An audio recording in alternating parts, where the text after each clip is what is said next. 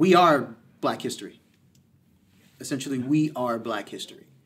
And, you know, the three of us currently serving at NATO and in Belgium, of course, and currently we're military musicians for the U.S. Army, and we want to be able to continue it, do it better, and make sure that when we pass the baton like someone did for us, their hand is ready to receive it and keep running essentially that race. You agree, you disagree? What are your thoughts on that so far? I agree completely. I was raised to believe that when you join an organization, you always leave it better than how it was handed to you. And one of the things that I always try to focus on is what can I do to play my part? I think that's an excellent focal point. We have an opportunity to leave an impact, you know, and I think that is what we want to do.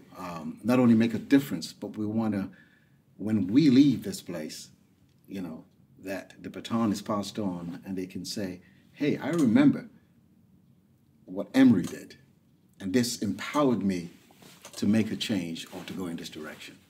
I'm in the brass quintet myself, and I had the opportunity to play Swing Low, Sweet Chariot. And for me, playing that music is what kind of, I mean, I wouldn't be able to play that song in the capacity that I did without those that came before me. When I think about Negro spirituals, that was during a time when it was against the law to read. It was against the law to write. So the Negro spiritual was their way of communicating without others knowing what they're trying to say. They passed messages through these songs. They shared their stories through these songs. This is how people got to the Underground Railroad, was through hearing these songs. So to me, it's it's communication. And so what we're doing here, we're in a unique position here at NATO because we're surrounded by all these other nations who don't all speak the same language. But one language that we can all understand and come together on is the music. So essentially, we're kind of doing what they did with the Negro spirituals, is we're communicating with each other without others necessarily knowing exactly what you're saying with reading or writing. Maybe 100 years from now, someone's going to look back at this discussion or the playing of Swing Low, Sweet Chariot that we did with the brass quintet and say, okay, they did that then so that we can do what we're doing now. And living history, I think, is the best way to describe it. We say Black history, but it's also Black present and Black future. You know, I like that. Like present, Black future. Remember this moment.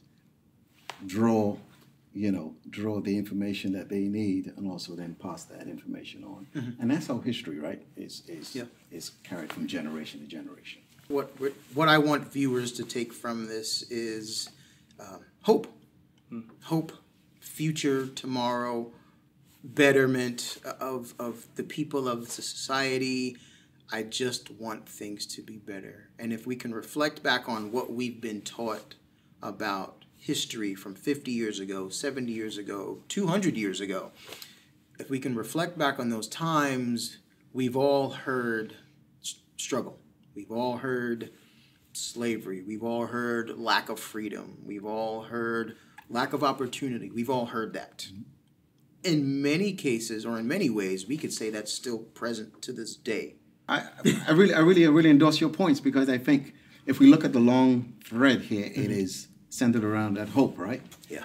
And we hear that all right, because think about it. They have been hoping back then, right, that it's going to get better, right? There's going to be a breakthrough, you know. We're still hoping there's going to be that breakthrough, right?